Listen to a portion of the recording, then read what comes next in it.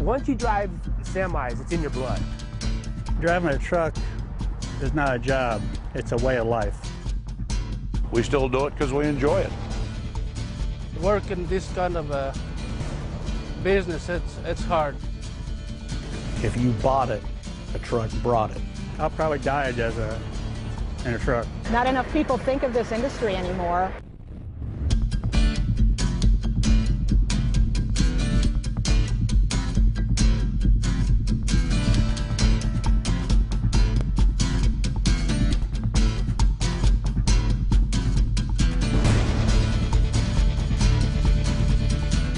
When you're driving down the road and you see a big rig going slower than the flow of traffic, you feel like cursing a lousy piece of machinery.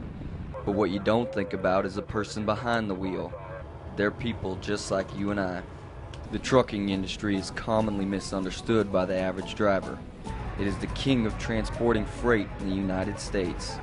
Almost 70% of freight is delivered by a truck. Before the invention of automobiles, most freight was moved by train or horse-drawn vehicle. Trucks were first used extensively during World War I. Trucking became a national industry within the last 50 years.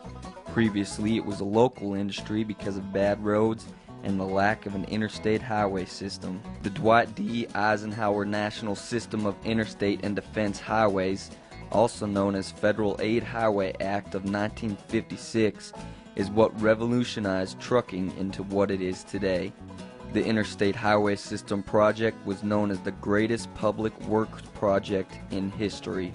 When the bill was signed into law, it appropriated $25 billion for the construction of 41,000 miles of highways across the United States over a 20-year period.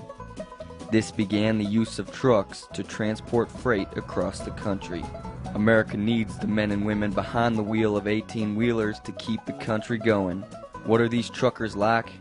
Well, if you've never met a truck driver, your idea of that person probably comes from movies or music.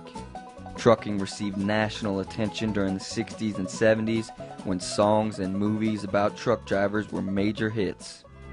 The highways that wind and wander over mountains and valleys and deserts and plains. The trucking industry provides an essential service to the American economy by transporting large quantities of raw materials, works in process, and finished goods over land. This documentary provides an in-depth look at the men and women of the industry.